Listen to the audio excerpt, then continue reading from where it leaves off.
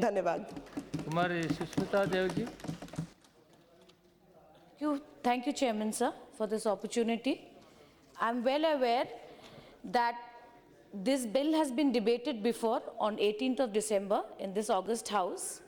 And I would say that the Honorable Minister for Surface Transport gave a very detailed reply. But there is always a reason for everything, I believe.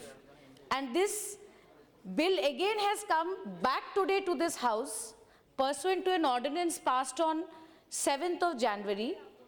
And I think it is a little uncanny, and it's a God-given opportunity, because in the recent months we have seen that this government has consistently taken the ordinance route.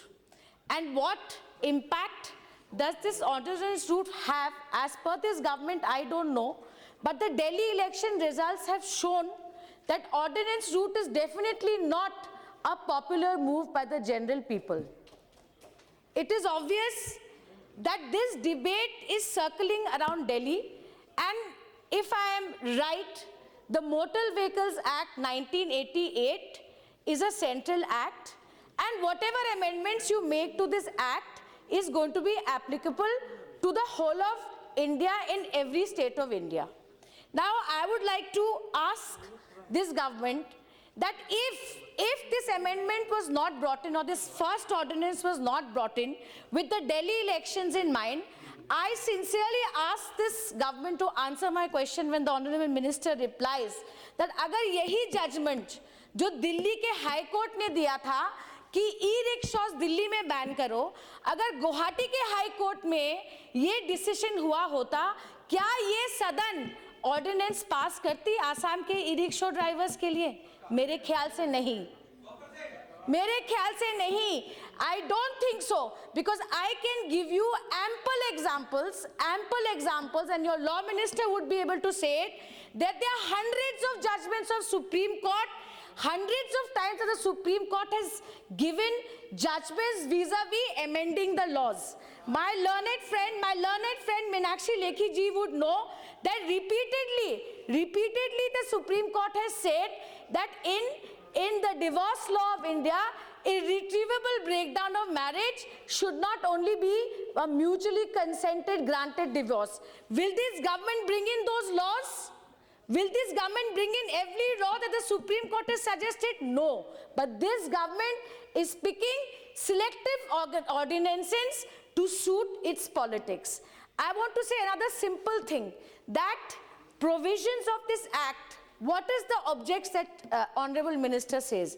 He says that if Section 7 is not amended, then all the e-rickshaw drivers who don't have a license will fall under that 1-year bar.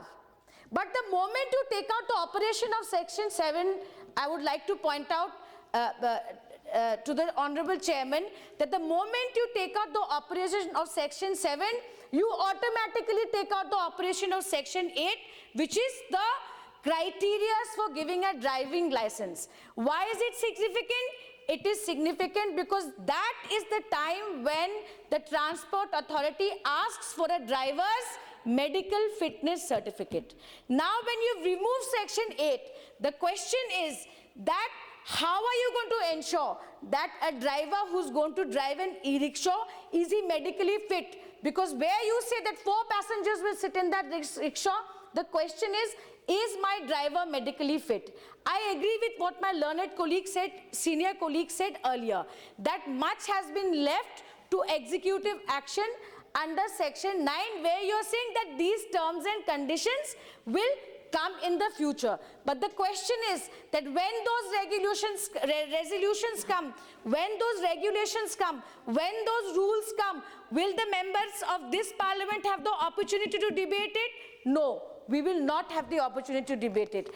I would like to ask a question through this chair to this government, that you are saying that the people who are already driving e-rickshaws will be banned under Section 7. But now the people who will apply for these licenses or whoever the license giving authority, can this government give me a guarantee कि वो वही लोग होंगे जो अभी e rickshaw चला रहे हैं without licence? There is no guarantee. आप ये कह रहे हैं कि गरीब लोग जो मैनुअली रिक्शा चलाते हैं, हम उनको एम्प्लॉयमेंट का मौका दे रहे हैं थ्रू ई रिक्शा। पर मैं इस सदन से ये पूछना चाहती हूँ, जहां मंत्री महोदय ने कहा है कि अगर आपको 3% इंटरेस्ट पे लोन लेना है तो चालक और ओनर सेम आदमी होना चाहिए। तो मैं आपसे पूछती हूँ कि when you say in your objects and reasons that manually जो चलाता है वो आगे जाके ई रिक्शा चलाएगा, are you sure कि वो मैनुअली जो गरीब आदमी मैनुअली चला रहा है उसके पास लोन लेने की ताकत है? या जो लोन ले सकता है वो शायद रिक्शा चलाना नहीं चाहता।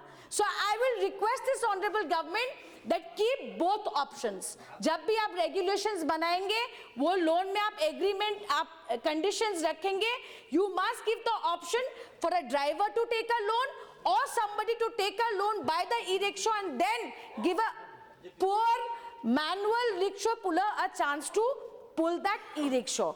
I would briefly say that sir आपने गरीबों की बात बहुत कही 18 दिसंबर को कि ये जो मैनुअली रिक्शा पुल करते हैं इनको ट्यूबरकुलोसिस हो जाता है, किसी को लंग का प्रॉब्लम हो जाता है और हमको इस एक्ट के माध्यम से उनको मदद करनी चाहिए। पर सर मैं आपसे एक छोटा सवाल करती हूँ, today a government must look at the livelihood, let's look at the health of a poor rickshaw वाला, but also look at the standard of living that will come forward in not just Delhi but all other metropolitan cities and towns where these rickshaws will ply. The average speed of a vehicle in the streets of Delhi, I'm sure Meenakshi Lekhi ji will know, is 16 kilometers per hour. There is no doubt that the 2021 master plan of Delhi says that in another 10 years more than 20 million people have to be provided with public transport. So I welcome e-rickshaw as a public transport, but the question is, does this government have a plan to manage the traffic? Our UPA government in the past had started a study, had set up a study and a committee to look into traffic management. Various studies worldwide, be it in China, be it in the USA, be it in Korea, has said that it does not matter how many flyovers you build. It does not matter whether you increase the length of the road and how many arterial roads you made. Like my learned colleague said, this is not the way to manage traffic. The only way you can manage traffic is by having a traffic management policy. So I urge this government through you, sir, that in the future, while you're looking at the poor rickshaw puller and his source of income, I request you to look at Delhi, which is gasping for breath, whether it be the streets of Delhi, whether it be the air pollution of Delhi, कि एक traffic management plan बनाइए urban development ministry के माध्यम से और JNNU RM में आप ऐसी सुविधा दीजिए, ऐसा फंडिंग दीजिए कि हर शहर में ये ट्रैफिक मैनेजमेंट प्लान बन सके। As a young representative, sir, I am forced to say, and with this I'll end my speech, that ये बिल आज फिर आया, इस पे फिर बहस हो रही है, but it is a God-given opportunity, like I said. Yesterday, I heard the Honorable Home Minister of India say in the Parliament that the Citizens Act has been amended. Why has it been amended? It has been amended because 9th of January 2015 was the date when we completed we arrived at the 100th anniversary of the day when Mahatma Gandhi came to India from South Africa.